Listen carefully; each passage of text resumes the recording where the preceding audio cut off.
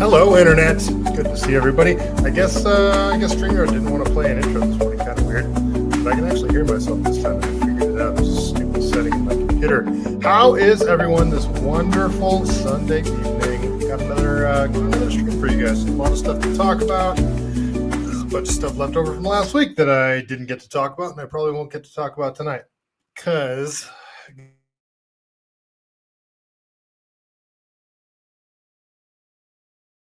Oh, that's so stupid. All right, StreamYard sucks now. I don't know what they do with the intro. It allows you to click go live and play intro, and you do, and then the intro starts playing like 10 seconds after you go live. Anywho, yeah, how we doing? Drop a Northside, nice to see you. Keith, nice to see you. If you guys are here, drop a comment in the chat. Like, subscribe, comment on the video, all that good stuff. It helps the algorithm, I'm told. Not sure if it actually does. But tonight we got to talk about my least favorite subject. It sucks. You know what? I'm over it too. I'm over talking about Israel. And man, I was going to open up the show by playing the funniest video that happened. It has nothing to do with Israel, but it was just funny. So I'm just going to, since I didn't get to open it before I came on, I'll just play it anyway. Might as well. So you guys see this video from Jasmine Crockett just talking? Somebody started trolling her in the background. This is good. Unleasha, nice to see you. I'm pretty sure this actually happened, you guys. I think this actually happened. So check this out. Have you ever heard them say "if" since we've been sitting here for I don't know how long? Yes, I've been taking a tally. Oh, okay. Can you show us? Can you tell us what the tally is? More than 35 times the Republican witnesses and Republican members of the committee have used the word "if." Thank you so much for that. Because honestly, if they would continue to say "if" or "Hunter" and we were playing a drinking game, I would be drunk by now. Because I promise you, they have not talked about the subject of this, which would be the president. But let me tell you something that was so disturbing as I walked in to this chamber today. As I prepared, I said, "What is the crime?" Have you ever? Who did this? Who did that? And did this really happen? Do you guys, can anybody verify if that actually happened? Because it's freaking hilarious if it did. The smoke alarm, the good old smoke alarm trope. I don't know why. I don't know if it's overblown, but why? Why allow that noise to chirp when the battery's low? I can't stand it. I lose my freaking mind. And my dog, she loses her mind. If I would have been playing that through the speakers, my dog would start running around and yelling at shit. I don't even know where she went. Oh, she's right next to me. All right. Well, enough with Jasmine Crockett and inappropriate jokes. So let's get us into some Israel stuff. There's all sorts of stuff going on. They're trying to pass this bill that would essentially make it illegal to support a boycott for Israeli companies. And I read through the actual bill text because it's not that long from what I can see. And I'm also kind of dumb, but I didn't see where it said that it could punish somebody up to $1 million in fines, I believe, or was it 20,000 in fines? And we're talking about private citizens if they support a boycott. I don't know if they mean verbally. We're gonna get into it. We're gonna read the bill text and all that kind of stuff. But all sorts of stuff going on. Ben Gurion Airport, the rocket got through and landed at the airport. I guess eight people were injured. I don't know how substantial those injuries were. And everybody's trying to get us to go to war with Iran. It's the same old crap. So yeah, we're going to get into it. It's my least favorite subject, you guys, because first of all, it's the only thing anybody's been talking about for like the last, it seems like it's getting worse too, ever since October 7th. But I mean, in the last few months with that Dave Smith and Douglas Murray debate, if you want to call it that, on Joe Rogan, and then it's just been going back and forth and all the woke right nonsense that James Lindsay's been pushing. I had to mute him. I couldn't do it anymore. I just had to. It sucks because I love James Lindsay. I really do. I learned so much from him, but how insane he's gotten with the whole woke right agenda has really made me question. It's made me go back and question things that I've learned from him. And that sucks because he's pushing it so hard that it seems inorganic. Like he's either my dog, can you see my dog? She's losing her mind over here. It's either that he's just lost it and gone demented or something, or the dude's actually compromised. I don't know, but either way, I couldn't deal with James Lindsay anymore. But let's continue. Let's talk about this bill, HR 867. We'll go over here to Marissa Hanson. So Marissa Hanson says, on Monday, the House will vote on HR 867, a bill that will make it a federal crime for Americans to support international boycotts of Israel. Scarlett, I wish you guys could see her right now. Let me change the screen here. There we go. It'll make it a federal crime for Americans to support an international boycott of Israel, including its illegal settlements. If passed, you could face up to 20 years in prison or a $1 million fine simply for aligning with a UN or EU-led boycott. So I didn't see that in the text, but we'll look for it. We'll open the text and we'll read through it together. This is not about anti-Semitism. It's about criminalizing your right to dissent. This bill is not just about boycotts. It's a strategic chess move to criminalize dissent against the global order that's forming, one that merges corporate, political, and spiritual loyalties under the guise of protecting international cooperation and minority rights. So this is sort of like in the same ballpark or realm of that girl that got deported. I can't remember what college she was at, but she wrote an article that was criticizing Israel. And from my understanding, it wasn't even that harsh. It was just criticizing Israel. It wasn't anti-Semitic. She just didn't, she's a free Palestine person. And she wrote an article dissenting against it. She was here legally. She wasn't a citizen, but she had, like a student visa to be here. And they deported her. I mean, you're allowed, people that come here on student visas that criticize the American government, the Canadian government, the French government, the British government, any Australian government, whatever, they don't get deported. Why are you getting deported for criticizing Israel? And a lot of people say, well, she's not a citizen, so she doesn't have the First Amendment on her side. Why not?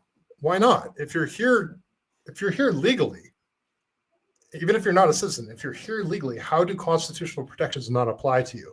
And why shouldn't they? That doesn't make any sense to me. You want to have people here as, second-class citizens. I don't know. If you're here legally, you're here legally, and all constitutional protections should apply to you. If you guys disagree, let me know in the chat. But I don't see how, if you're here legally, you're not allowed to have the freedom of speech. So that, and this just kind of pushes this pushes it one step further. It's criminalizing Americans' rights to that. This is speech saying, I support a boycott. I'm not going to buy these goods, and you shouldn't buy these goods either. Why can't you say that? Aren't those just words? I'm not following this whole thing. So Marjorie Taylor Greene, she's speaking out against this thing, because this is a lot of the MAGA base is like libertarian type people. I'm not saying Marjorie Taylor Greene is one, but a lot of people sort of got pushed away from the left. Let's see. Students should be second-class citizens, to be fair. Why? Like how? Northside. What do you expand on that? If you would, like how, why? Like I don't agree with that. Keith, nice to see you. So a lot of the libertarian right, they're not supporting the things that Trump's doing. They voted for him because they wanted, I'm going to end the war with Ukraine, maybe even before I get into office. Well, that didn't happen. I'm going to release the Epstein files. Well, that didn't happen. We'll get peace in between Israel and Gaza when I get into office. All he's doing is just supporting more bombing, giving him more money, more weapons. The Epstein files, I think I just said that. Like, apparently Kash Patel just came out and said, like, not to expect them anytime soon, basically. What the things that I voted for, I'm a free speech absolutist and I'm anti-war. Those are my number one priorities. You stop the bleeding at the border, that's good. He hasn't even deported as many people in his time in office that Obama did. And I mean, and that's the thing too, is I'm all about the deportations. ICE has to do what they have to do. But that should be, you're going to have a much, much more success with getting people to self-deport by going after the sanctuary states and the sanctuary state policies. Rip out the social safety net that's been put in place for illegal immigrants that incentivize them to come here and get people to self-deport. That should be the number one priority. You're going to have way more people leaving voluntarily than ICE could ever round up. So in my opinion, he hasn't done enough to go after sanctuary states and sanctuary state policies. Apparently they are, but I mean, I haven't seen much in that regard. Anyway, let's continue with this whole boycott thing. Northside, I'm just having fun, but also students annoy me. Oh, okay, that's fair enough. Yeah, I mean, okay, yeah, college students annoy the hell out of me too. But yeah, I mean, and college, like one of the criticisms from the right about college campuses is that you're not allowed to have dissenting opinions. And it's just like this monolith of ideas on the college campus. And you're supposed to be exposed to all sorts of different ideas. And then right when the right wing gets into power, all of a sudden they're like, nope, can't criticize Israel. It's like, well, wait a minute, hold on. Like, I thought we were going to have, especially on the college campuses, this approach to having all ideas spread. And I mean, yeah, it's just, this whole thing's annoying me. It seems that the hardest crackdown on speech is when it pertains to Israel. And it goes back to the whole TikTok ban thing and Mike Gallagher, him going over to Palantir, all that other stuff. And we'll get into that in a little bit too. But let's continue with this HR 867. So Marjorie Taylor Greene says, I will be voting no. It was my job to defend American rights to buy or boycott whomever they choose without the government harshly fining them or imprisoning them. But what I don't understand is why we are voting on a bill on behalf of other countries and not the president's executive orders that are for our country. So spot on. Like, why has there never been a boycott bill presented on the behalf of any other country? And all of a sudden, we're trying to create legal policy about being able to criticize and boycott another country. This comes after the speech bills that they tried to pass, like the speech bill that made it illegal to say certain things that are in the Bible. I mean, this stuff is, I don't want to talk about this stuff anymore. I'm all Israeled out, but it just keeps rearing up its ugly head. Not Israel itself, just the whole influence over our government and policy and the media. And it's to me, this is the stuff that's going to create more anti-Semitism. If you're saying, well, we don't control the media, we don't control Hollywood, we don't control the government. And then it's like shutting down dissenters in Hollywood that speak out against Israel. They get blacklisted. And then in the media, there's only one side being presented. And then the government, all the lobbyists, AIPAC, it only goes to prove what the anti-Semites say. And this is it's the Streisand effect. The whole thing is the Streisand effect. Don't look over here. And nobody look over here. And everybody automatically wants to look over here. Okay, we'll keep going. So the House will vote on Monday on HR 867, the IGO Anti-Boycott Act, sponsored by Rep. Mike Lawler. Fines up to $1 million, prison sentences up to 20 years. The Americans participating in boycotts of Israel or its settlements, if these boycotts are endorsed by international bodies like the UN or the EU. Okay, so we already said that. See what other people have to say about it. So Thomas Massey, he agrees. He agrees with Marjorie Taylor Greene, and I mean, that's no shocker. Thomas Massey is the most libertarian guy in the government, and you just could have expected him to be a no vote on this. So that's to be expected.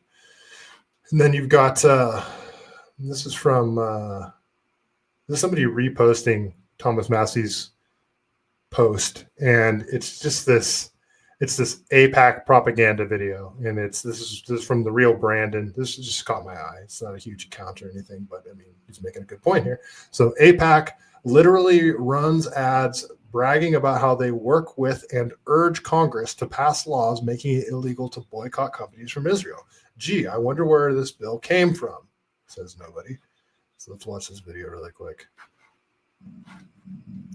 Oh, my dog's growling. I don't know what she's growling at, though. So what can America do to combat state-sponsored BDS? That's where AIPAC comes in. AIPAC has worked with Congress for decades to counter economic warfare against Israel. In the 1970s, we helped Congress combat the Arab League boycott by preventing American companies from complying. That boycott ultimately failed. In the 2000s, by preventing American companies from complying. You're a foreign country. What? Okay. Well, AIPAC will say they're not foreign. They're just Americans that are hardcore Israelis. They're hardcore supporters of Israel. Okay. Congress to make ending boycotts against Israel a condition of free trade with the United States. The Arab states of Oman and Bahrain agreed, and America now monitors their compliance. And today, we are succeeding again. As trade talks take place between the United States and the European Union, strong bipartisan majorities in Congress have set a clear standard. EU nations boycotting Israel risk forfeiting the benefits of free trade with America. This wouldn't happen without you, your support for AIPAC, and your commitment to advancing the U.S.-Israel alliance. Oh, puke in my mouth. All right, let's actually look at the bill text here. Let's keep sharing here. All right, so the bill text is just long, boring, legal jargon. So maybe you guys can help me figure this out. So prohibitions. For the purpose of implementing the policies set forth in section 4841 of this title, the president shall issue regulations prohibiting any United States person with respect to persons' activities in the interstate or foreign commerce of the United States from taking or knowingly agreeing to take any of the following actions with intent to comply with, further, or support any boycott fostered or imposed by any foreign country against a country which is friendly to the United States and is not itself the object of any form of boycott pursuant to the United States law on regulation. So if another country, if let's just say Iran or Yemen, they want United States companies to boycott Israel, any United States companies aren't allowed to comply. According to this bill, where did the private citizens thing come in? You guys help me figure this out, because you guys know I'm dumb. So just help me figure out what this bill is actually saying.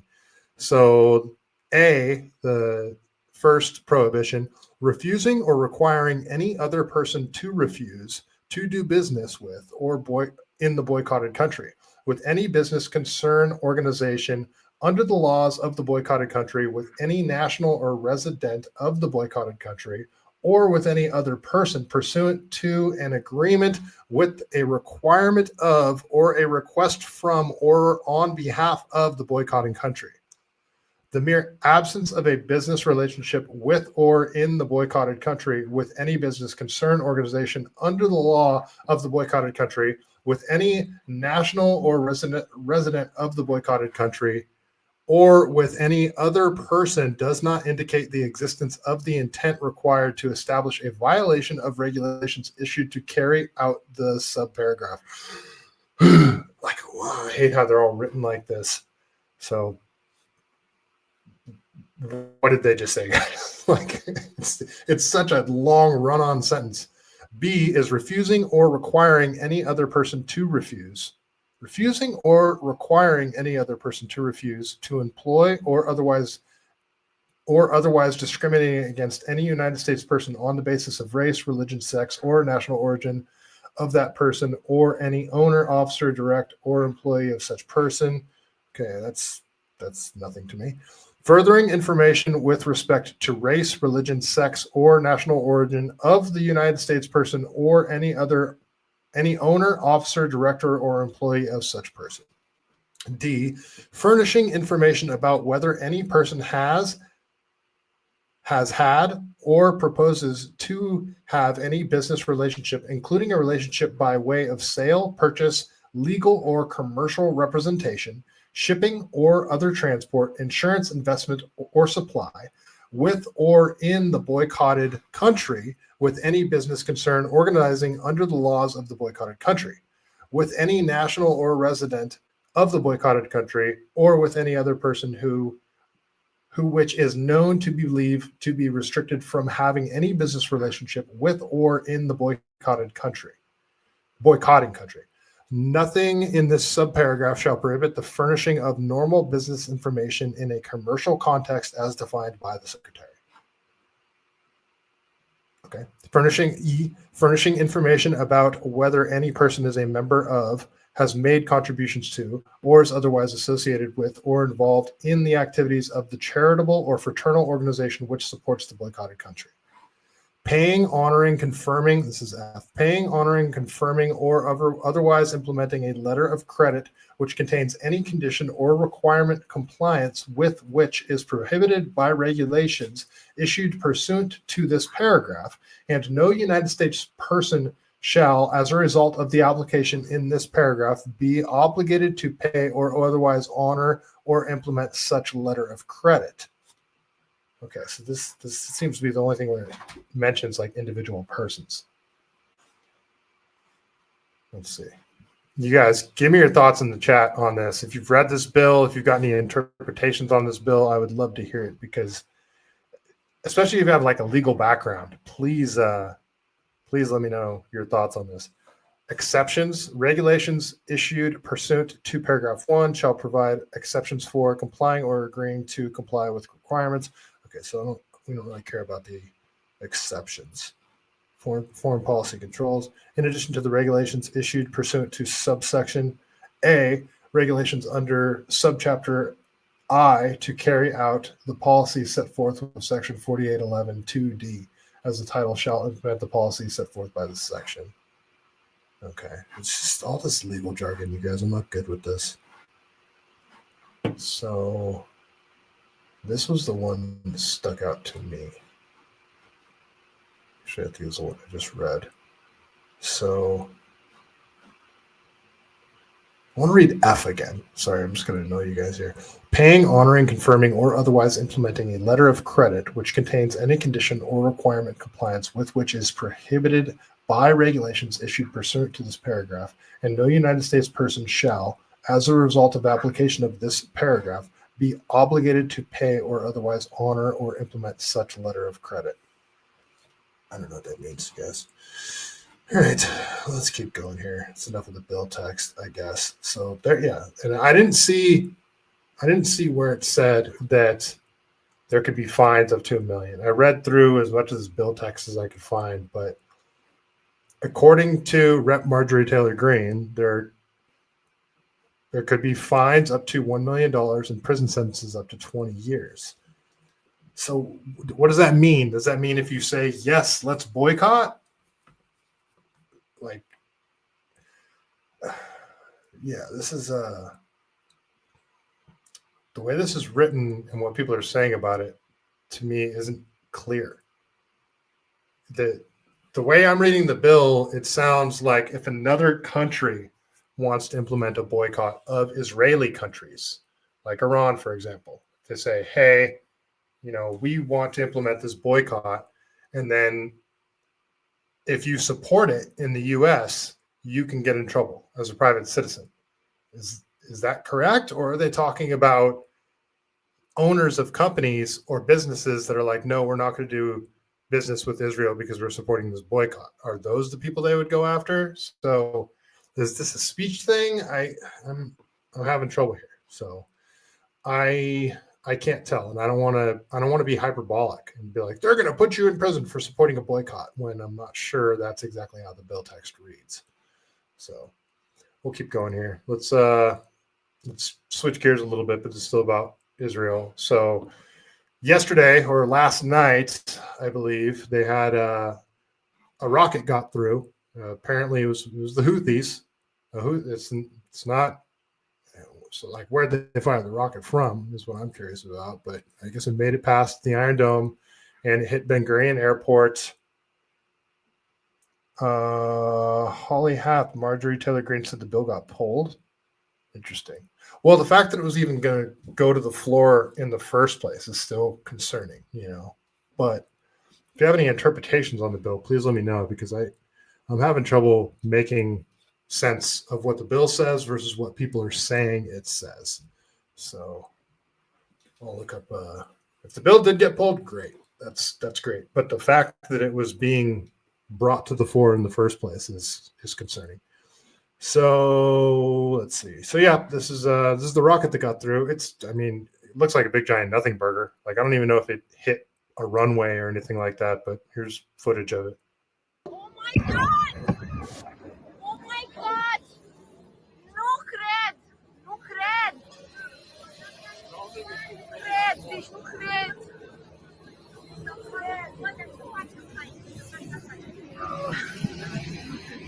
It's not okay.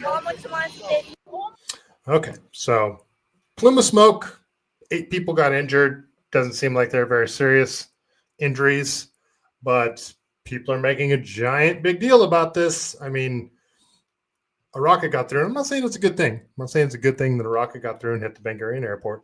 I don't want citizens on any side to die. I don't want Israelis to die either. But it doesn't look like anybody did die, and they're making a big giant thing about it. So let's keep going. So Benjamin Netanyahu reposted Donald Trump, and I'll read what he shared on Truth Social. So Donald Trump says, "Let nobody be fooled. The hundreds of attacks being made by the Houthi, the sinister mobsters and thugs based in Yemen, who are hated by the Yemeni people, all emanate from and are created by Iran. Any further attack or retaliation by the Houthis will be met with great force, and there is no guarantee that force," you really wrote that force will stop there.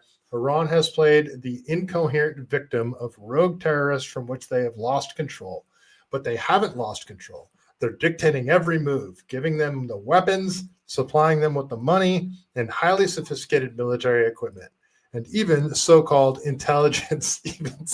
Even so-called intelligence. God, he's so trolly with everything he says. Every shot fired by the Houthis will be looked upon from this point forward as being a shot fired from the weapons and leadership of Iran, and Iran will be held responsible and suffer the consequences, and those consequences will be dire. Well, Donald Trump, I would get what you're saying if any of these shots were hitting America. And I mean, even to a certain extent, I would understand if they're firing at American bases or forward operating bases, near Iran. I would understand less, because then we're putting bases in hostile territory and they're likely going to be attacked. But they're attacking Israel, and Israel, let's not act like this hasn't been a back and forth provoking for a very long time. I don't want to go to war with Iran. Like, I don't. Why can't Israel handle this on their own? So Benjamin Netanyahu says, President Trump is absolutely right. Attacks by Houthis emanate from Iran. Israel will respond to the Houthi attack against our main airport and at the time and place of our choosing to their Iranian terror masters. Go for it. Go for it. But do it with your own weapons. Do it with your own money. Whatever. That's my stance on it. I don't want anything to do with it. If Iran strikes Israel and Israel and Iran get into a hot war, I don't want us getting into another 20-year forever war where tens or hundreds of thousands of American young men go and die for a foreign nation. I don't want that. And there's a lot of the MAGA base that don't want that either, especially when you ran as the anti-war president. Remember, no new wars? No new wars, guys. So, and it seems that, I don't want to get tinfoily, but It's like, how convenient that the rocket got through, just hit, an unoccupied area and nobody got hurt, but they can point out and say, look, they're firing rockets at us. They're going to, I'm not going to say it's a false flag or anything, but why didn't the Iron Dome shoot that one down? Why did it miss? How'd that one get through? So I'm not claiming anything, but it's mighty convenient. And every time something like this happens, you get the same freaking warmongers jumping all over the place saying we need to go to war with Iran. So I'll keep going here. Northside, do you ever feel like the Israelis are manipulating us against Iran? Yeah, that's the whole point of everything that I'm saying. Yes, and I'll play the yes. That's the whole point I'm getting to, like with this segment that I'm doing here. It's not just Iran. It seems like all the wars that we wage in the Middle East and the regime changes that we do in the Middle East all seem to benefit Israel. All of them, like every single one of them. Strategically. So Marco Rubio, who is now this from the AF Post, Marco Rubio, who is now the Secretary of State and interim National Security Advisor, has stated that Iran must choose between its ballistic missile program or war with America. Rubio has stated that they must choose between its ballistic missile program, so not their nuclear program. Their ballistic missiles. Marco Rubio is saying that they need to give up their ballistic missiles or we're going to go to war with Iran. He was handpicked by Miriam Adelson. I can't stand Marco Rubio. He's Israel first. Let's see. Rubio is demanding that Iran not only abandon its uranium enrichment program, but any long-range deterrent to a nuclear Israel.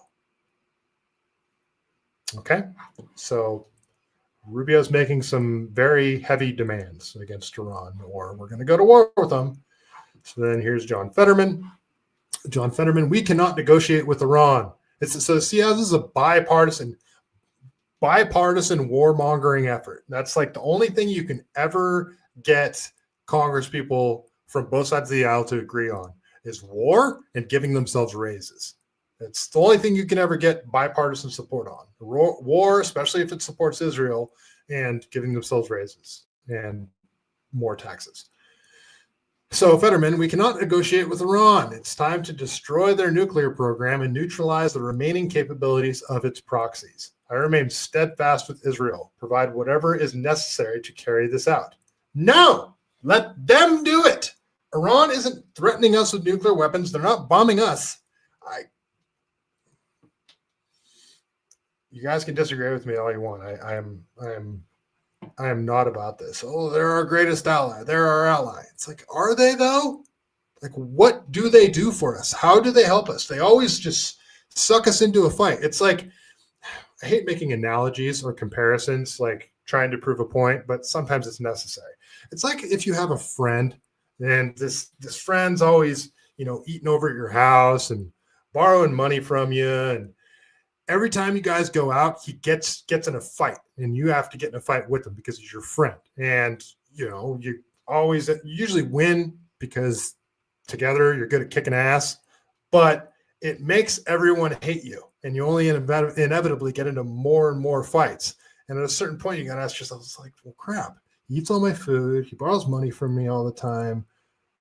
What do I get in return except for always getting in fights, defending him? Like that's sort of the way I see our relationship with Israel. Spicy take, whatever. I don't care. So that's John Fetterman. David. So this just popped up on my feed. This is from a guy named David Keys. He created this. I don't know if he created it, but he posted this AI propaganda video. And when you look at David Keys, who is he? Former spokesperson to Israel's prime minister. Okay, that's who David Keys is. Iran tried to kill President Trump, and it says it will keep trying.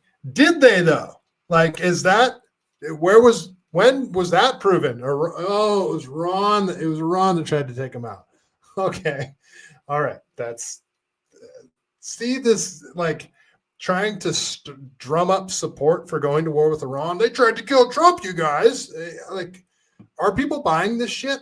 Iran tried to kill President Trump and says it will keep trying. Don't let the media fool you. Iran's regime is America's enemy. So let's watch this freaking video from him. This is this AI propaganda video that he posted.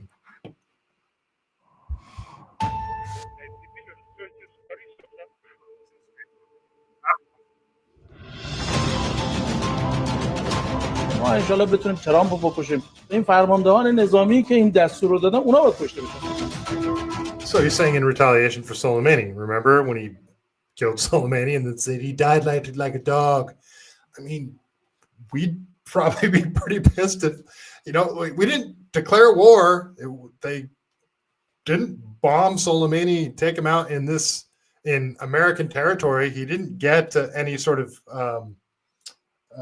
court trial or anything like that. We just took him out and everybody said he's a terrorist, but he very well may have been, but he was one of theirs and they were pretty pissed about it. So I'm not justifying anything. I'm just saying that, if a foreign nation took out one of our own, we'd probably be pretty pissed too.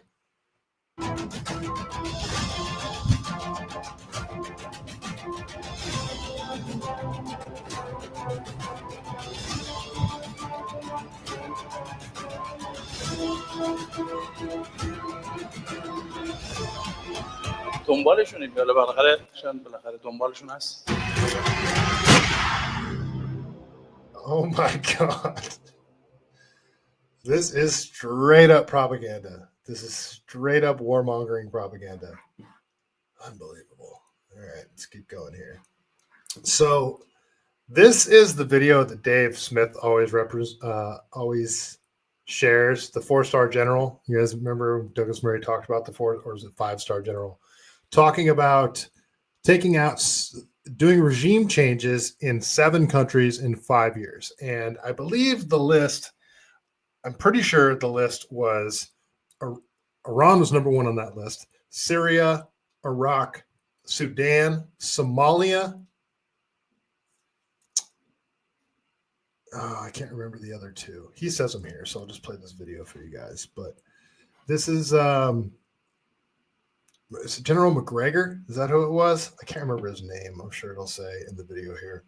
But he talks about how he's kind of joking about it. This reminds me of when Biden was on stage and he was talking about when he went to Ukraine and said, if you don't get Victor Shokin fired, we're going to hold the $1 billion of aid from you guys. He's like, well, son of a bitch. It reminds me of that video because he's like joking about it, but what he's saying is so freaking telling. He's talking about when Donald Rumsfeld, I believe he's talking about Rumsfeld, told him that they plan on overthrowing 7 governments in 5 years. Granted, it's been much longer than 5 years, but there's only one government left on that list, and that's Iran. About 10 days after 9/11, I went through the Pentagon and I saw Secretary Rumsfeld and Deputy Secretary Wolfowitz. I went downstairs just to say hello to some of the people on the Joint Staff who used to work for me. And one of the generals called me and he said, "Sir, you got to come in. You got to come in and talk to me a second." I said, "Well, you're too busy." He said, No. He says, "We've made the decision. We're going to war with Iraq." This was on or about the 20th of September. I said, "We're going to war with Iraq. Why?" He said, "I don't know." He said, "I guess they don't know what else to do."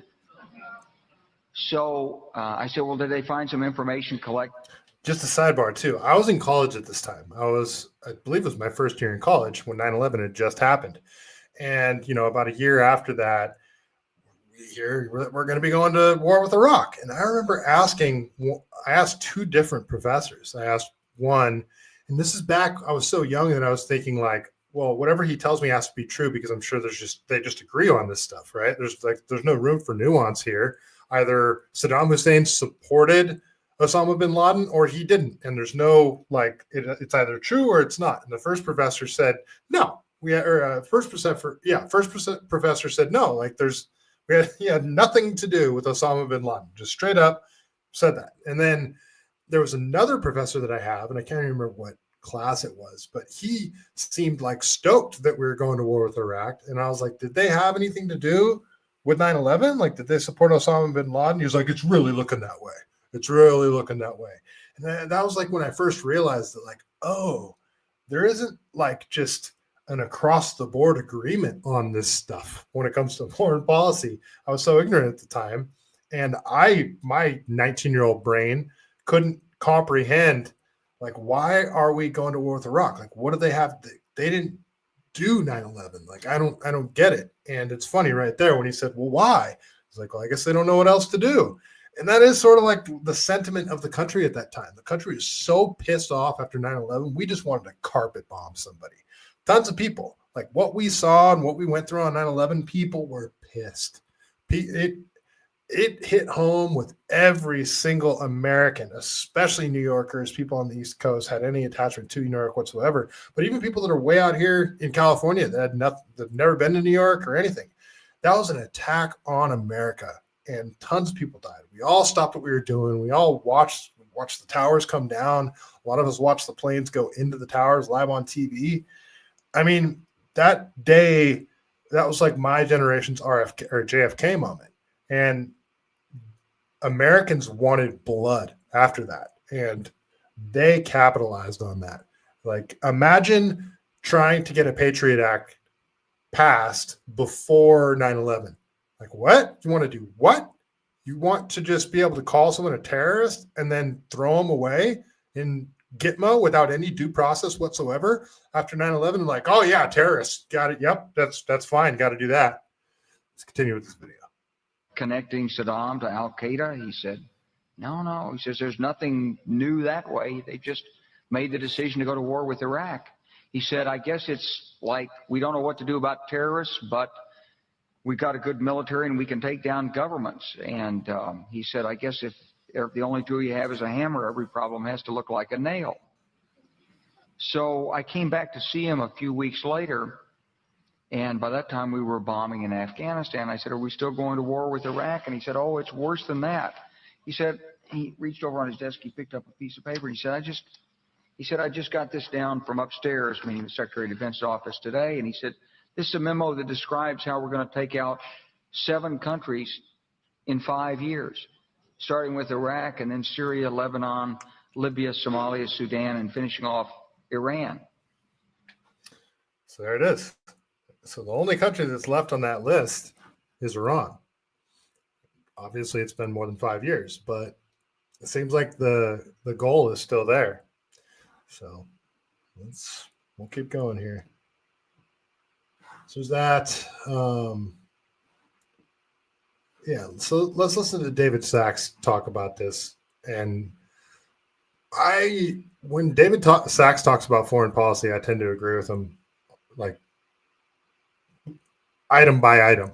And a lot of people don't like David Sachs. They say that he's funded by Qatar, all that kind of stuff. But I mean, the dude makes a lot of sense to me. So, or I'm not David Sachs, sorry, Jeffrey Sachs.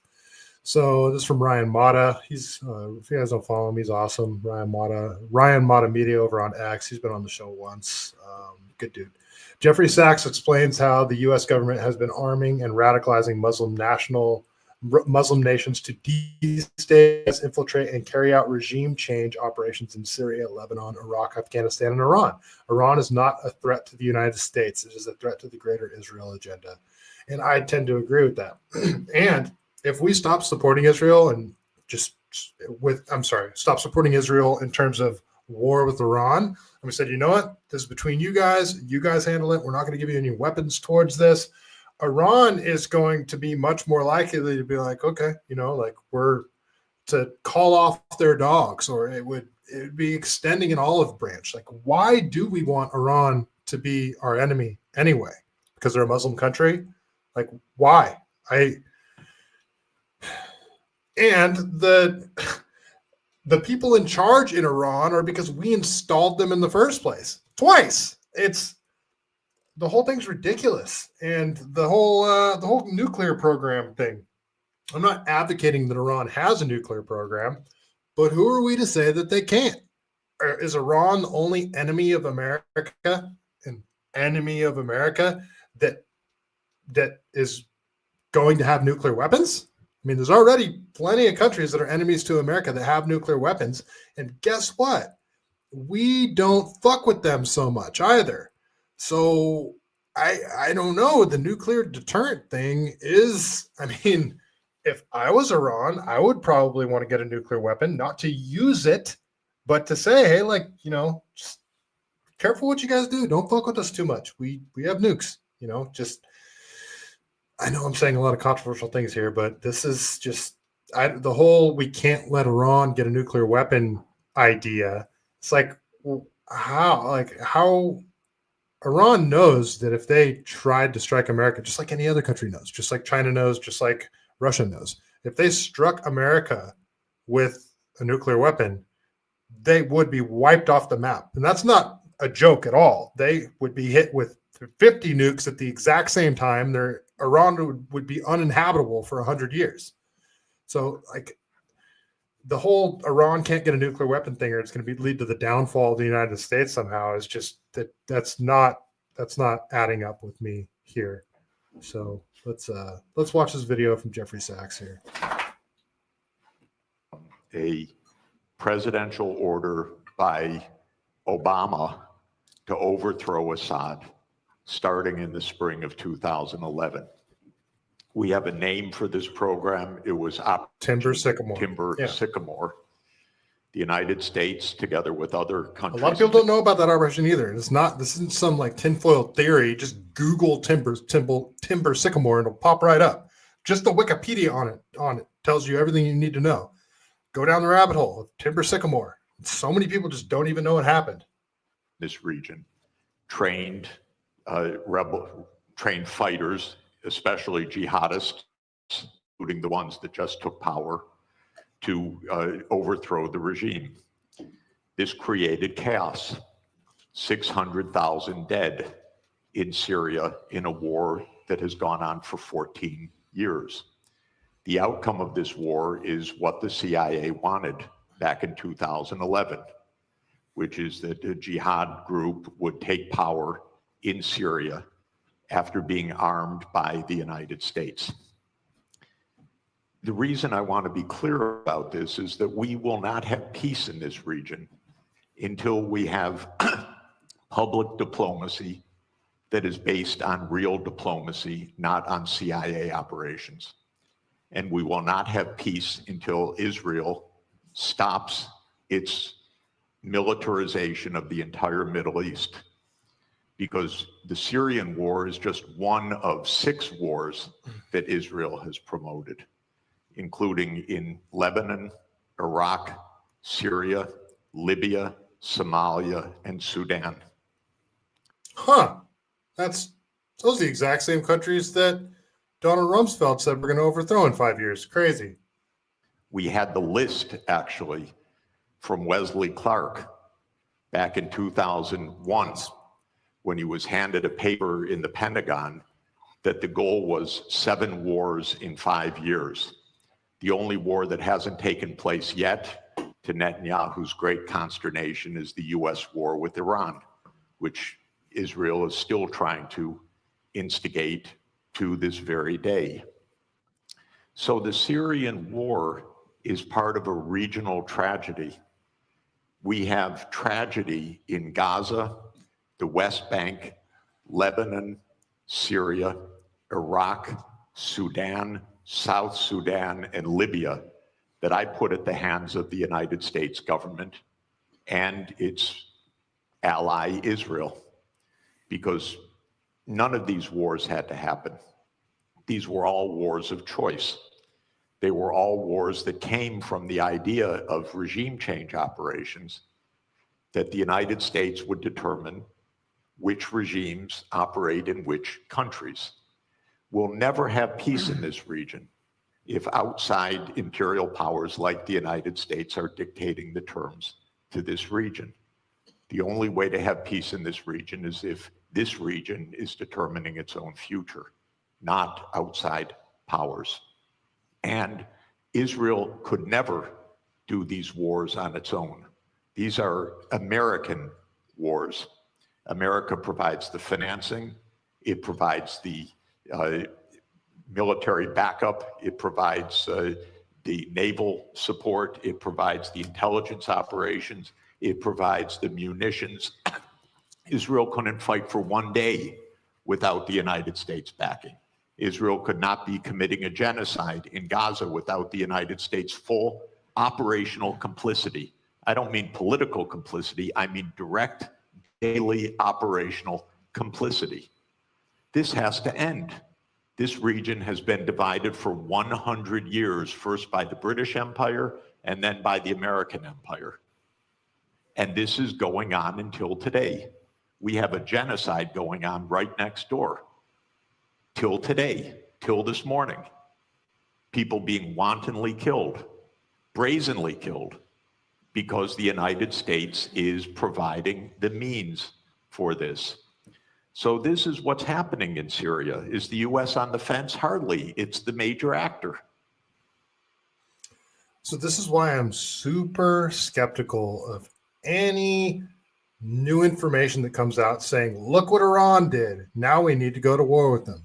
Anything that happens, it would be very, very convenient if something happened in the near future, something major, some sort of major attack, and people died, and it was horrific, and it was blamed on Iran. That would be highly, highly convenient, and I would be very, very skeptical that Iran actually did it. So there's a lot of coordinated effort to get us to go to war with Iran right now.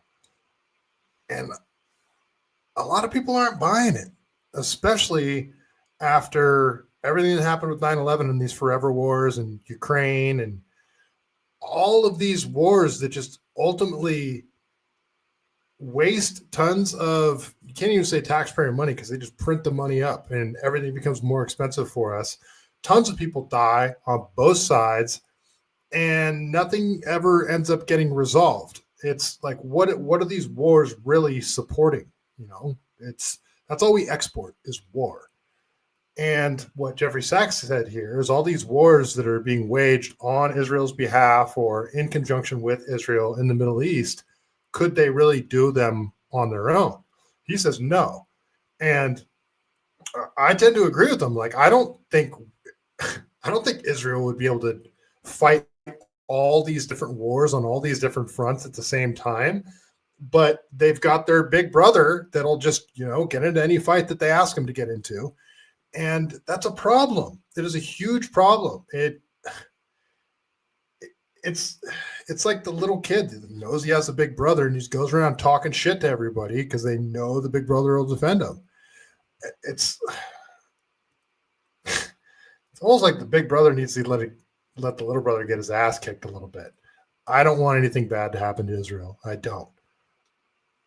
But they sure are poking a lot of different bears right now. And it's not benefiting America at all. And being an America first anti-war person, I don't see any benefit that we get from the relationship we have with Israel. I don't see it. What do they offer us? Intelligence? Like, is it really intelligence too? Or is it just intelligence that'll get us to go to war for them? So let's keep going because Matt Walsh just had an interesting conversation with Tucker Carlson. There's a little clip from it. It's a little 44-second clip. You guys may have seen this because it's interesting timing too, because, Ben Shapiro and Tucker Carlson have been going back and forth on it. And then, Ben Shapiro's whole war with Candace Owens and everything else that's happening over the Daily Wire. And everybody knows you can't work for the Daily Wire and speak out against Israel. But Matt Walsh has been sort of leaning in that direction lately. And this is a very illuminating thing that he said here. Let's play this quick clip and see what you guys think. I think that if you can't defend yourself as a nation, or if you can't survive without being propped up by another government, say ours, then you shouldn't exist as a country. That's just the way of the world. So wait. If you can't exist without being propped up by another government, say ours, you shouldn't exist. Yeah. Israel cannot exist without being propped up by the United States. You think so? Its nuclear program came from the United States. Its weapons come from the United States. Its economy is supported by the United States. I'm not attacking Israel. I'm just saying in point of fact, I think that's true.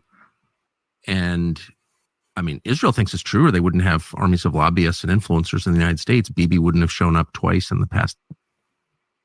So, I mean, I tend to agree. I don't think if Israel wasn't, shoving all of the people that are originally from that region into a completely fenced in area and controlling all supplies, water, food, and everything that goes in and out of that territory, and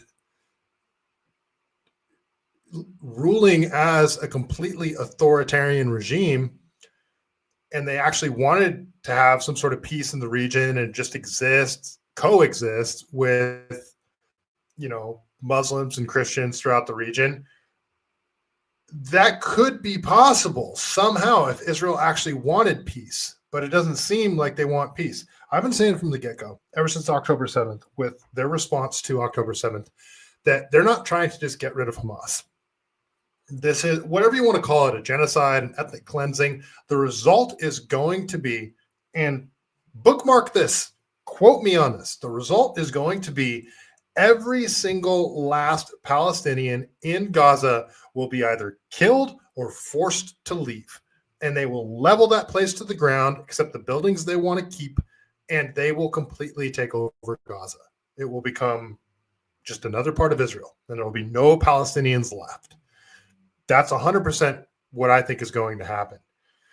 And I tend to agree that with putting a caveat to what Tucker said there, I don't think Israel can exist on its own, behaving in the way that it does. If they demonstrated that they actually wanted peace in the region and they're willing to it's a very hairy situation. I don't know what the solution is either, especially after how far things have gone.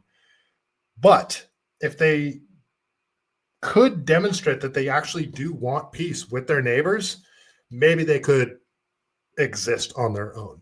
But the way they've been behaving, all the different wars they've been waging, if the United States said, you know what, peace, you're on your own. We're done with you guys. We're not giving you any more money. We're not giving you any more weapons. Who are they going to turn to? France?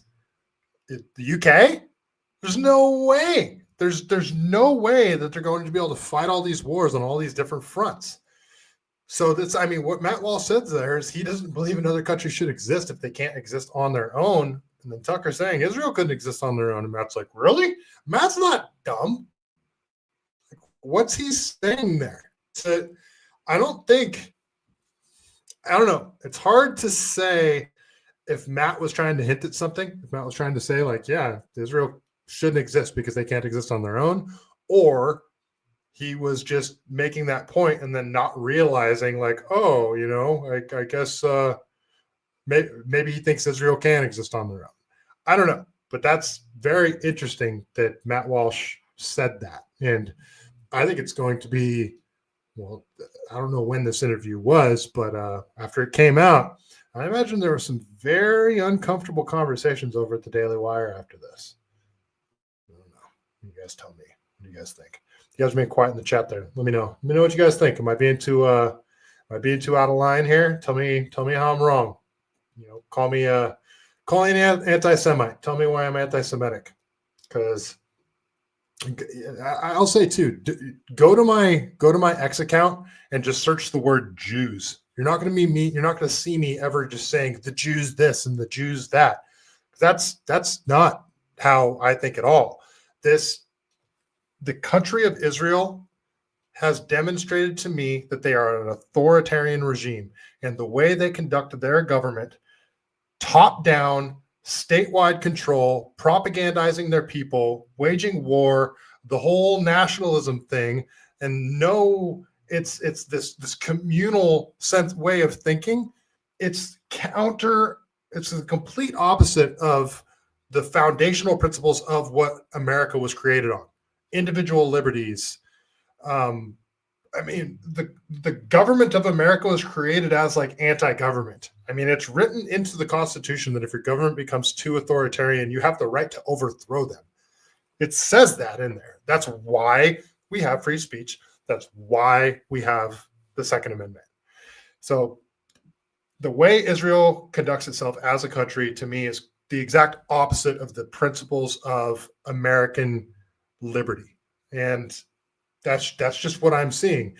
And the people that are the heaviest critics of Israel that are doing it in a way where they're not just saying the Jews this, the Jews that, they're giving good reasons for why Israel is out of line in terms of their foreign policy and how they treat the Palestinians, how they treat their neighbors, the amount of influence that they have over our government, the other things that they do. The people that are pointing this out the most, that have the best arguments towards it, always tend to be Jews.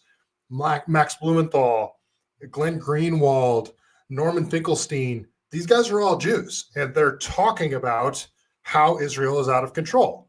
And they're the ones that I defer to a lot. I don't want to say defer, because I'm not outsourcing my thinking to them, but I do hear what they say, think about what they say, and it makes a lot of sense, especially Glenn Greenwald. I mean, Max Blumenthal and Norman Finkelstein, even though he's really tough to listen to because he talks so slowly and so drawn out. But I mean, listen to these guys talk. I don't know. Is Jeffrey Sachs, is he Jewish? I'm not even sure. So anyway, well, we keep going here. Sorry, my dog's snoring super loud in the background here. Yeah, I have nothing against Jewish people, not even necessarily against Israelis. It's the fact that we support with so much money war and death. That I'm just not down with it. And it's like, if you guys want to do that over there, I don't like it at all, and I will speak out against it, but I sure as hell don't want any of our tax dollars going towards it. Okay, let's keep going here. So now we're getting into the same topic, but shifting gears a little bit. This is from a guy named James Lee. He does a lot of good California stuff, videos.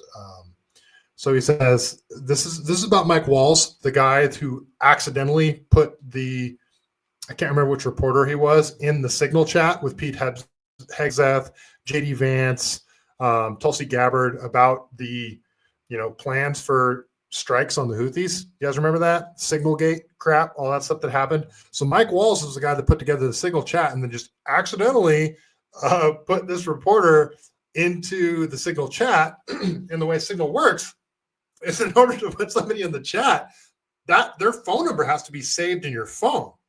So after he accidentally got put into that group chat, everybody was like, wait, hold on. Why is that guy's number in your phone in the first place? Because he's a total corporate, I think he's a leftist too, just shitty fake news purveyor. And it almost seems like this is like Mike Walls is leaking information to him, like somebody that's in the Trump administration leaking information to a journalist. So they called him out on this on Fox News. I think was it even Megyn Kelly? They called him out on it, and he was like, "Oh, somehow this number just got sucked into my phone." That's what he literally said. His number got sucked into my phone, and that's how he got in the Signal chat on accident. We're looking into it. We're doing an investigation. Well, he got fired. So James Lee says, let me get this straight. The punishment for Mike Walls allegedly coordinating with Netanyahu to bomb Iran and using an Israeli app that exposed U.S. classified info is a cushy appointment at the UN ambassador. So after the whole Signalgate thing, he got caught using Signal again while sitting on the House floor. And it wasn't just Signal. It was this different Signal app. It was still Signal, but it was customized by the Israeli government that stores all the keystrokes. And it's like a data aggregating thing by the Israeli government. And that's the Signal app that he was using. So it's like he's leaking information to Israel, to the press, and he gets fired and then gets appointed as a UN ambassador. So let's watch this video from James Lee here. I guess there are limits in this White House. Trump finally fired someone, his national security advisor, Mike Waltz, and this story is absolutely wild. First, a little backstory. Mike Waltz is the same guy who accidentally added a journalist into a highly sensitive Signal group chat in which high-level officials were discussing attack plans. He claimed that the phone number was somehow sucked in. How's the number on your phone? Well, if you have somebody else's contact and then somehow it gets someone sucked sent in. you that. Sucked in or not, whatever that means, that should be a fireable offense. I mean, imagine if you or I did something like that at our job, we would be fired instantly. But anyway, Trump looked into it and he stuck with his man at the time. Now, fast forward to a couple days ago, Mike Waltz was caught using Signal again, this time in a cabinet meeting, except it wasn't the regular Signal group chat that you and I would download. He was caught using something called TM Signal, which is an Israeli modified version of Signal with archiving features to receive and relay potential classified information.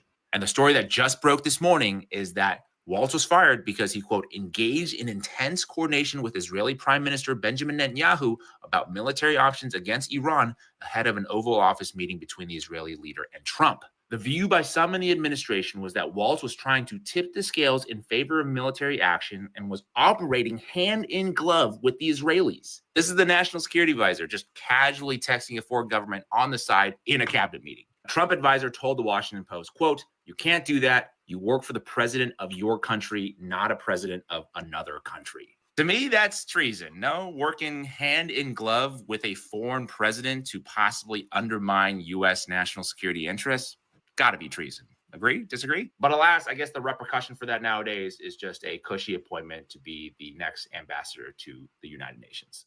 This government is not serious. These are the people that Trump put into his administration.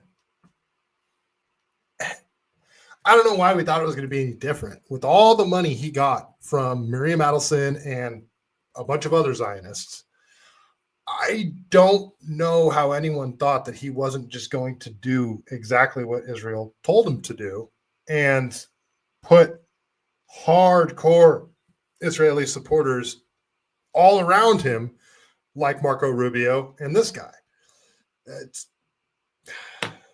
It's not encouraging, folks. It's not encouraging at all.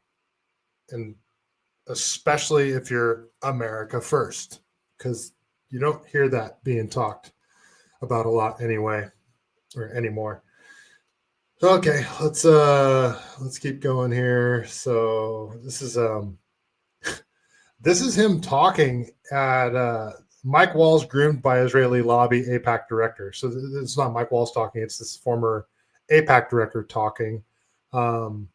Max Blumenthal put this out, but I found the audio was really poor, so I found a cleaned up version of it.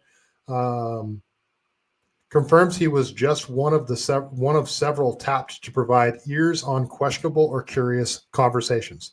So it's seeming that Mike Waltz was put in place to basically spy on the Trump administration and report back to Israel. Like you're a spy for Israel. That's really looking like what Mike Waltz was. Just watch this video. Listen to the AIPAC director, essentially bragging about it.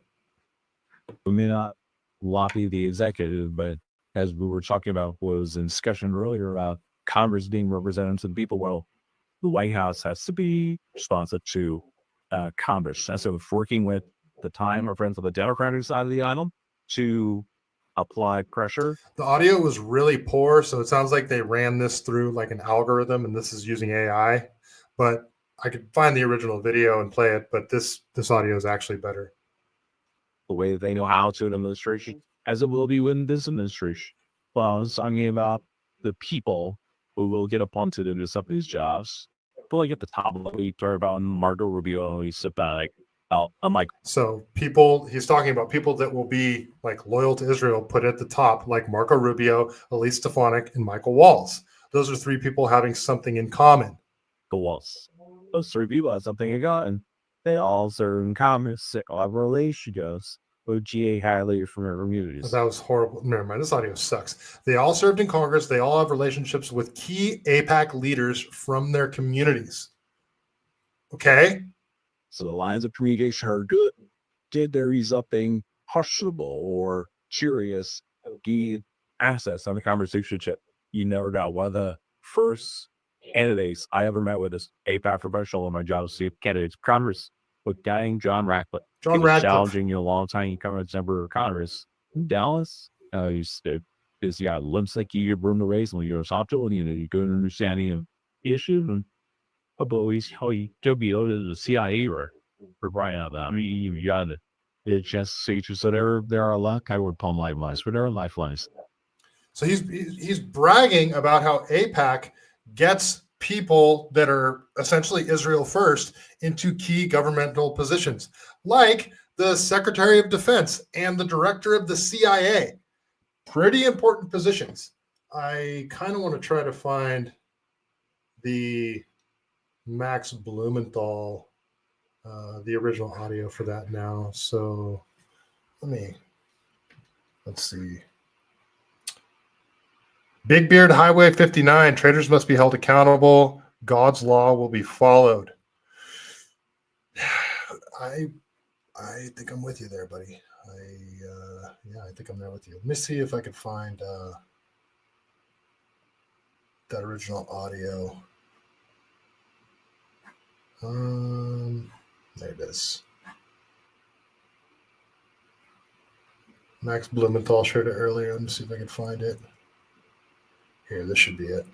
As we were talking about, there was we may not lobby the executive, but as we were talking about, there was a discussion earlier about Congress being representative to the people. Well, the White House has to be responsive to Congress, and so it's working with at the time our friends on the Democratic side of the aisle to apply pressure the way that they know how to an administration, as it will be with this administration. Bob was talking about the people who will get appointed into some of these jobs. So he's talking about people getting applying appropriate pressure to get people to be supportive towards what Israel lobbyists want Congress to do. So these are the people that he wants to get appointed to, or that he is getting appointed to these jobs. Look at the top level, you talk about Marco Rubio and Stefanik, Michael Waltz. Those three people have something in common. They all serve in Congress. They all have relationships with key AIPAC leaders in their communities. So the lines of communication are good. Should there be something questionable or curious that we need access on the conversation to? You never got one of the first candidates I ever met with as an AIPAC professional in my job, being candidates for Congress.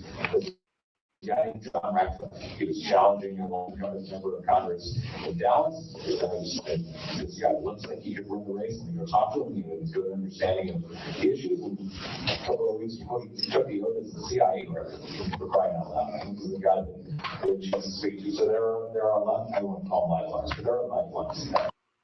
They can't help but brag, like they can't help it. Oh, it's so frustrating. All right, let's keep going here. So,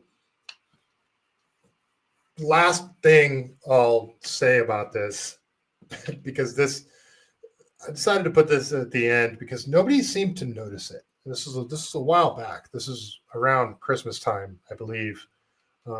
This was, around New Year's. Oh yeah, it was.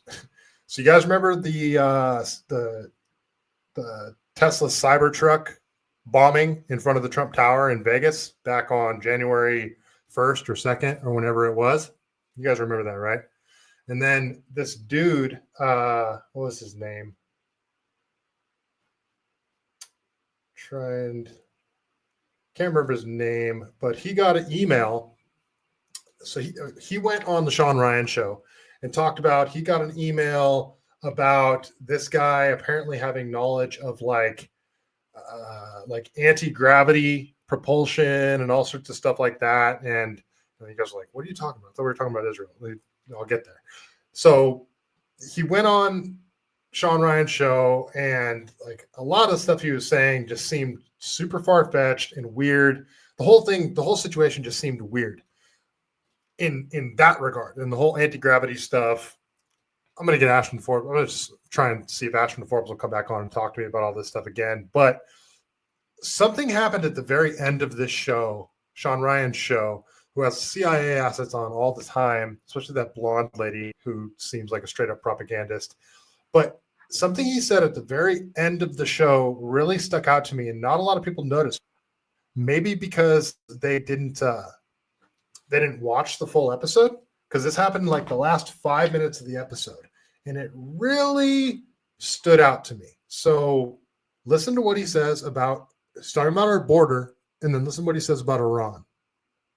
And this is where I have to be very iffy. And I told him in the car, and he can tell you offline, I cannot say this on the air, but we had two solid sources, one south of the border and then one from an element within our own government that confirmed independently of each other that some Iranian-made man pads, so surface-to-air missiles, had come across the border. We had the location and everything else. Well, Doc, that's what he goes by, Doc Chambers, he put this out on a podcast, and I was very emphatic, like, this is not stuff that I like to put on social media. I'm an intel guy by trade. This stuff is not for social media consumption. We got this to Secret Service. We did the whole gamut and got everything pushed to them, and that's why Trump was pushing a lot of this stuff out when he was, because we had told the Secret Service and they had the reporting and everything else. But we have not, to my knowledge, have not recovered those man pads. Now, I'm not privy to that, but what I do know we have done is we have apprehended the couriers on a second run of theirs, and we have local law enforcement got together with federal law enforcement and rolled up the safe house in, I will not say that on this show, but they rolled up the safe house where it was, and we have since identified what that issue was on the border. Now, let me just, where did they come through? They came through an actual point of entry, in a legal point of entry along the border. I'd have to pull up the original reporting, but we had the actual. So we now have Iranian missiles. Who knows how many inside the United States? That is not something you're going to see in a lot of places. Like I said, I didn't even want to talk about it. It was one of those things where I was just amplifying what he was putting out already, because I was like, man, I don't know about putting this out. But it was something we found was pertinent, because at the time, Trump was still campaigning. He was flying around, and there was the reports were their intent was to take down Trump's airplane. So at the time, Secret Service switched things up a bit, and allegedly, from what I've told, they started flying him around on charters for a while. So this goes back to the whole Iran's trying to take out Trump thing. And oh, by the way, it's Iran snuck surface-to-air missiles across our border. And this is the same time period as the drone situation over New Jersey. You guys remember that? All the mysterious drones over New Jersey. And then that senator, I believe it was a senator, comes out on Fox News and says it's an Iranian mothership launching drones off the East Coast. This is all in the same time period. And the reason this interview is so weird is because this is like completely out of left field. It has nothing to do with what they were talking about, but he's had to slip in, oh, by the way, Iran snuck surface-to-air missiles across our border. So this goes back to me saying that if anything happens that's horrific and it's blamed on Iran, and everybody starts beating the war drum to wipe Iran off the map, I'm going to be very, very skeptical of whatever that event was and blamed on Iran. I'm going to be very skeptical of it. So that's pretty much the end of that one. So I don't know if you guys remember that one. Sean Ryan got a lot of backlash on this one too, because this guy, it just sounded like, he also talked about his like admiration for Karp. Is it David Karp, the head of Palantir? And there's just a lot of suspect ass shit that he said in this interview. And people were just like, dude, who is this guy, Sean? Did you vet this guy? Like, what is this? It seems like propaganda. And he got so much backlash that he did a Twitter space the next day with this dude and that blonde former CIA agent that he always has on. I can't remember her name, but she's always trying to talk about how we should go to war with Iran too. So yeah, that's where I'll leave it. That's where I'll leave that sort of segment. And I mean, I'm going to move to Matty Bracco. What up, man? I'm going to move to we're going to stay sort of on the same topic, but a little different. Still under the same umbrella, if you will. Matty Bracco over on X. It feels it feels like a controlled narrative. 100%. Once CIA, always CIA. Exactly. And Sean Ryan was a CIA contractor too. Even though I like Sean Ryan, he's had some really cool guests on. He had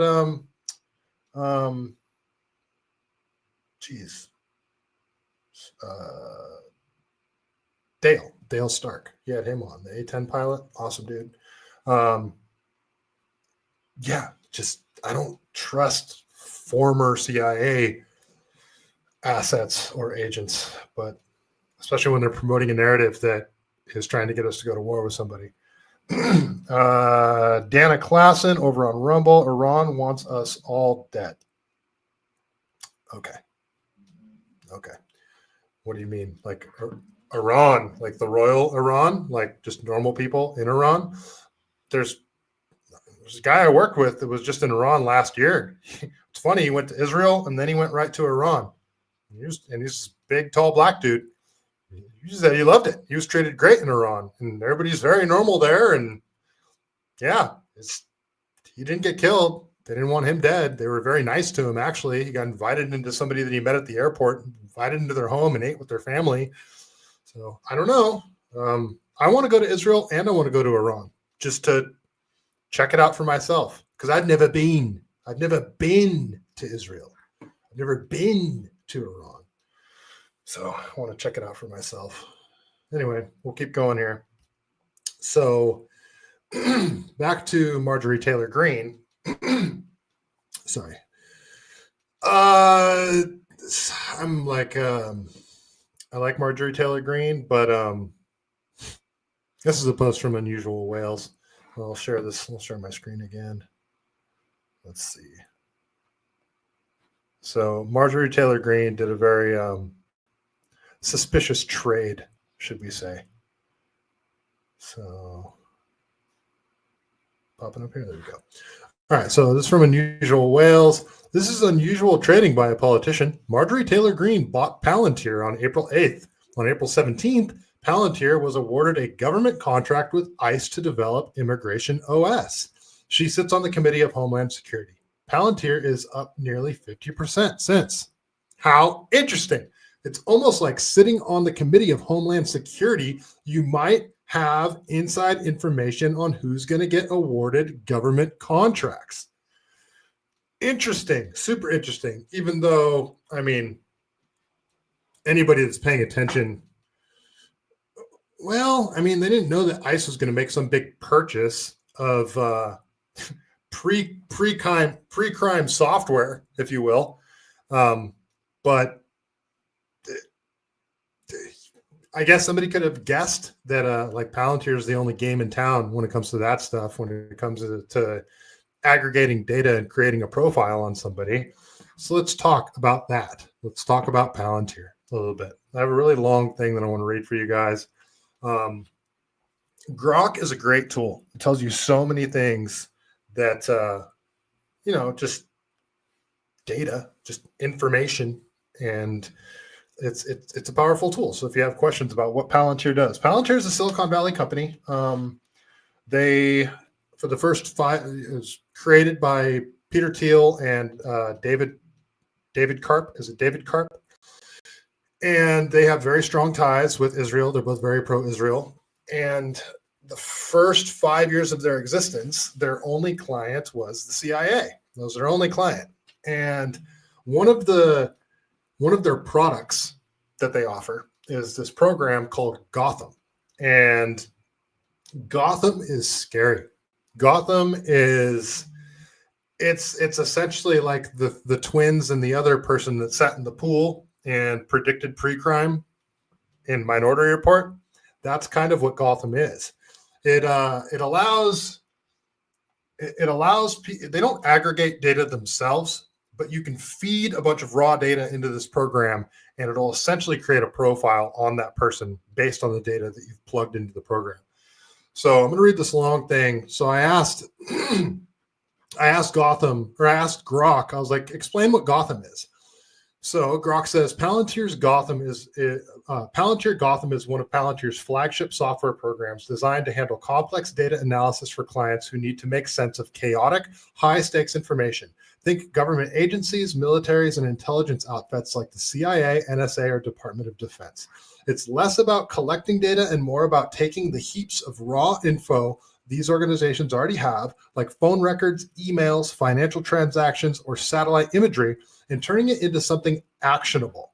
Picture it as a digital war room where analysts can spot threats, track targets, or unravel mysteries buried in a mess of data.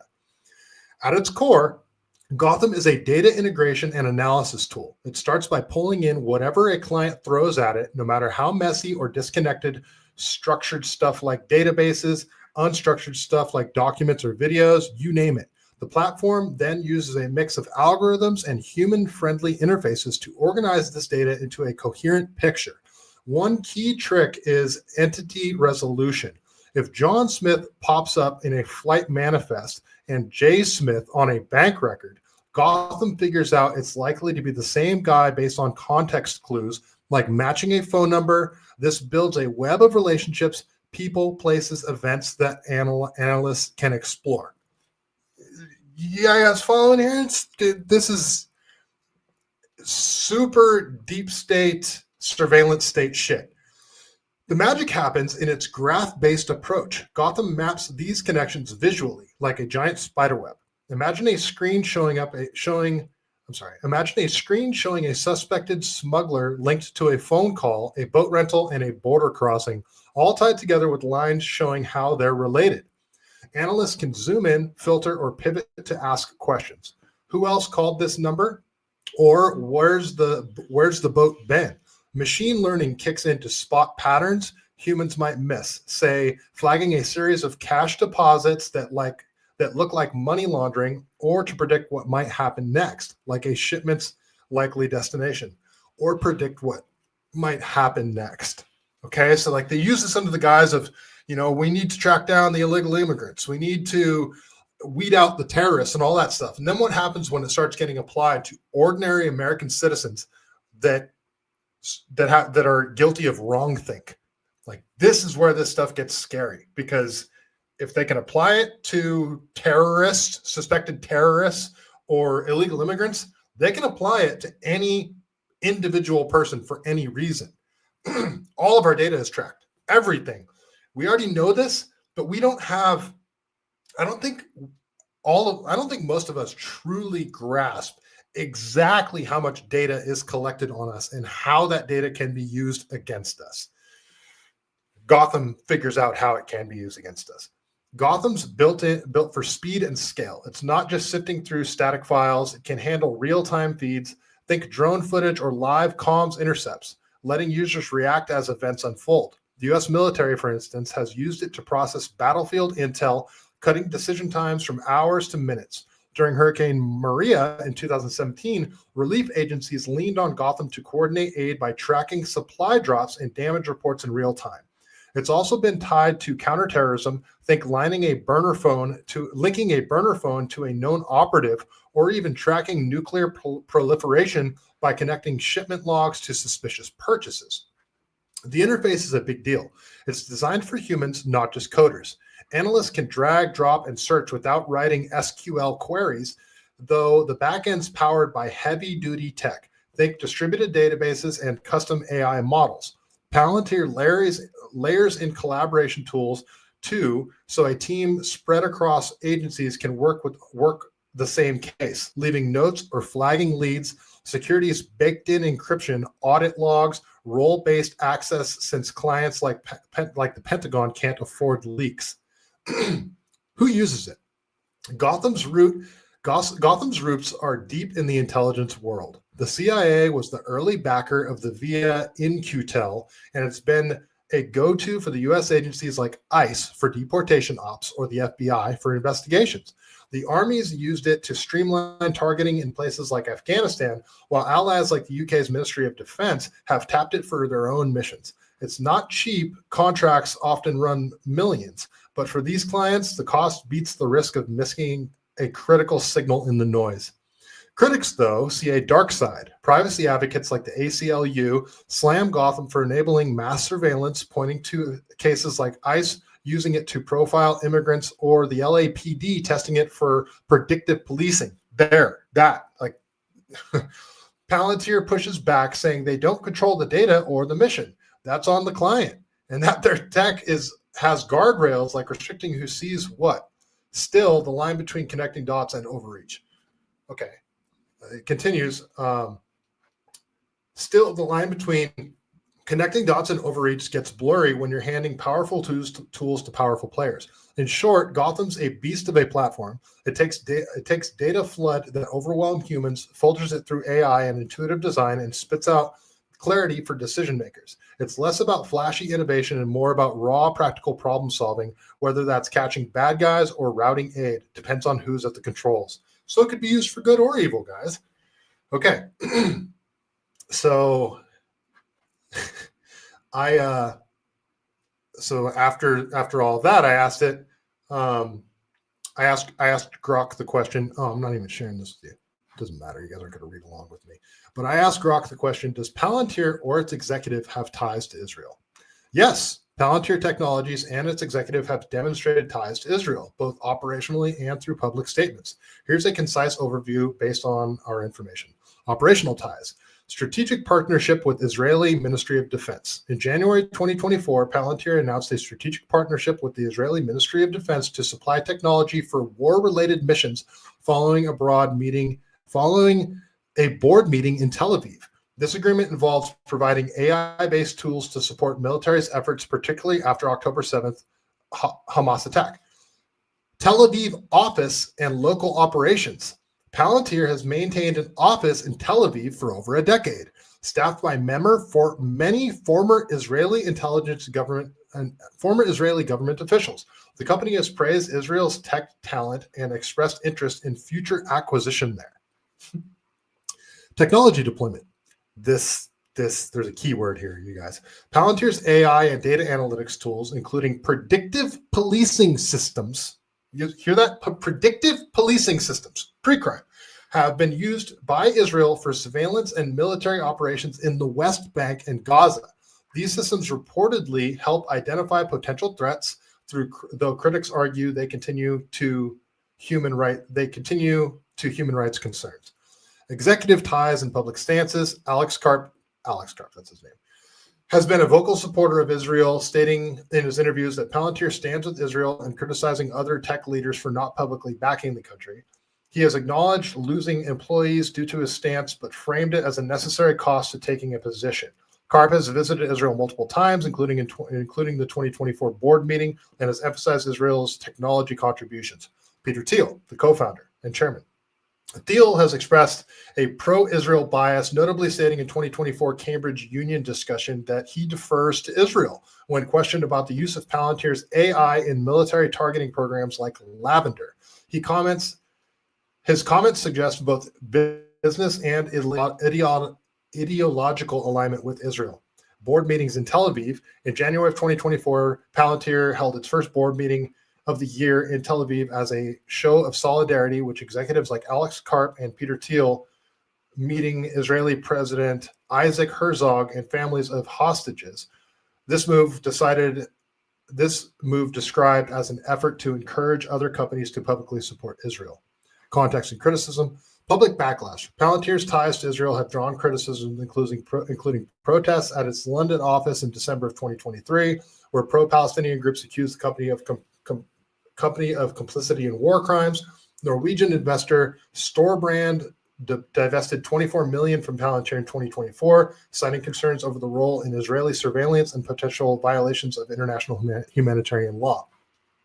Ideological alignment. Karp has framed Palantir's support for Israel as a part of a broader belief in the superiority of the Western values, a stance echoed by Thiel's comments on defending Israel. Critical perspective. While Palantir's ties to Israel are clear through contracts, executive statements, and physical presence, the narrative around these connections is polarized. Supporters view Palantir's work as critical for Israel's security and technology advancement, while critics argue it enables surveillance and military actions that may harm the civilians.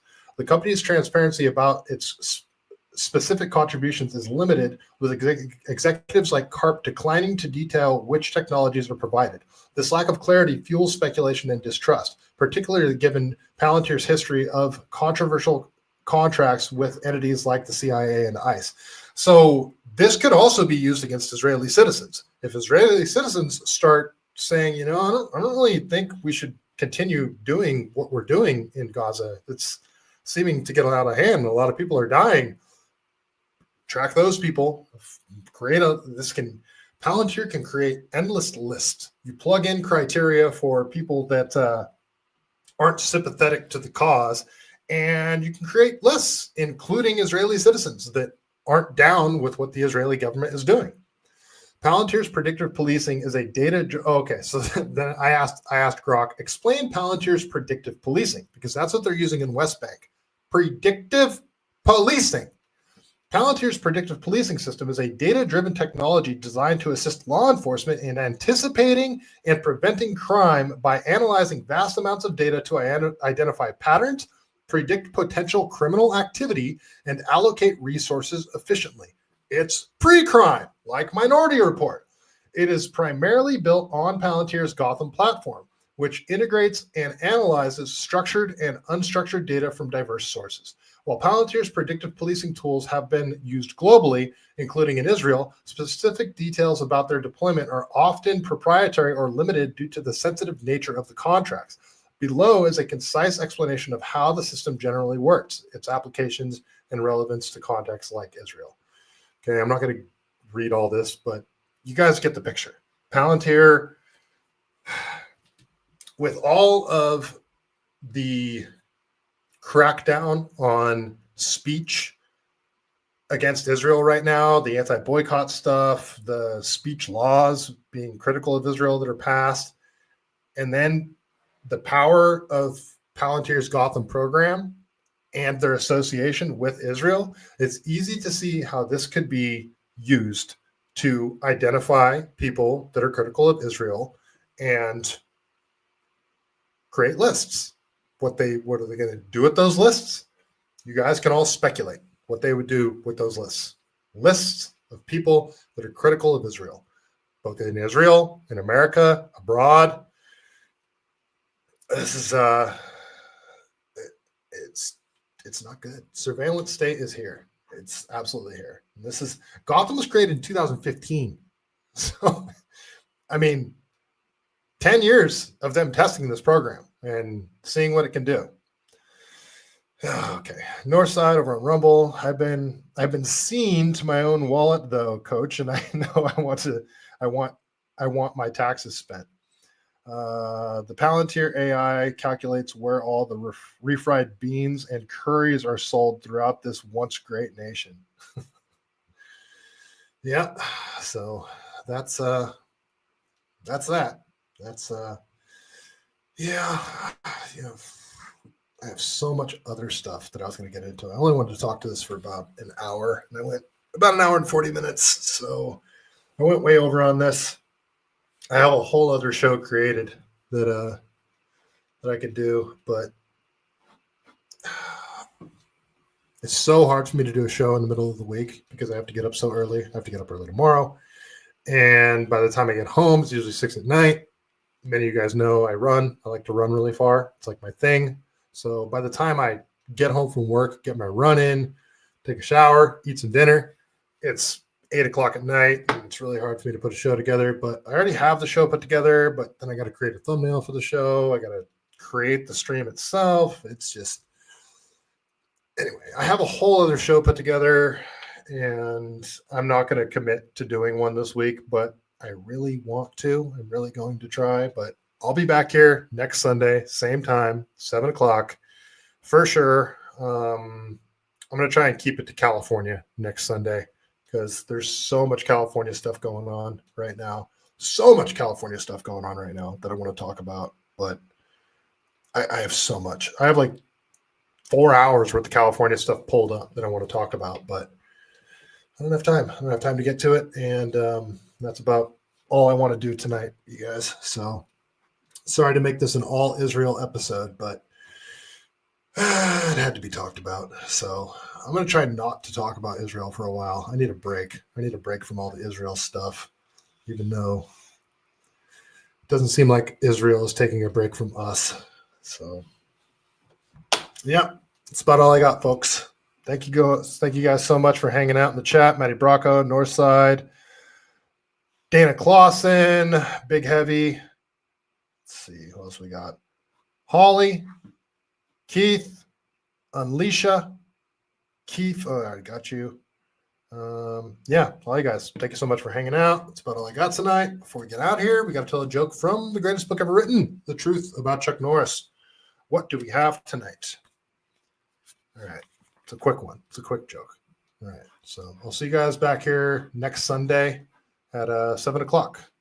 And just so you know, Chuck Norris just pissed your pants. Stay CaliBased, folks.